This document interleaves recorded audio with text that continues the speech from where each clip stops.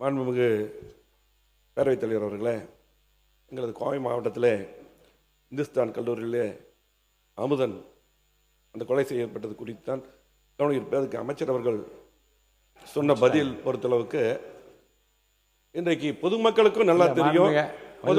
அமைச்சர்கள் சொன்ன கருத்தை ஒட்டி ஏதாவது சொன்னாங்க. அந்த கருத்து இல்லை, அதை மட்டும் தான் எங்கள் மாவட்டத்தில் அந்த அந்த ஏங்க மாவட்டத்தில் இல்லை மாவட்டத்தில் சம்பந்தப்பட்ட சட்டமன்ற உறுப்பினர் பேசுகிறேங்க.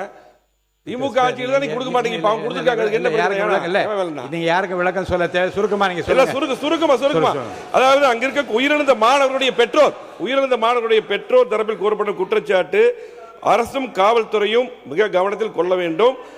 சில ஆண்டுகளாக தமிழகத்தில் போதைப் பொருள் நடமாட்டம் ஒளிவு மறைவின்றி பள்ளிகள் கல்லூரிகள் எல்லா பக்கம் இருக்கு. ஆகவே இது போதைப் பொருள் சம்பந்தம் சொல்ல வேண்டாம். இன்னும் கவனமா காவல்துறையும் அரசும் கண்டிப்பா இது நடவடிக்கை எடுக்கணும். போதைப் பொருள் சம்பந்தமா இருக்கு. போதைப் பொருள் எல்லா மக்களும் அதுதான் பேசுறாங்க, எல்லாம் இருக்காங்க. ஆகவே காவல்துறை நீங்க அரசு நடவடிக்கை எடுக்க நீங்க முயற்சி செய்யறீங்க. காவல்துறை இன்றைக்கு உங்களுக்கு தகவல் கொடுத்ததை வச்சு தான் அமைச்சர் பேசுறாரு. ஆனா காவல்துறை அவர் சரியான தகவல் கொடுக்கலன்னு நினைக்கிறாங்கவே.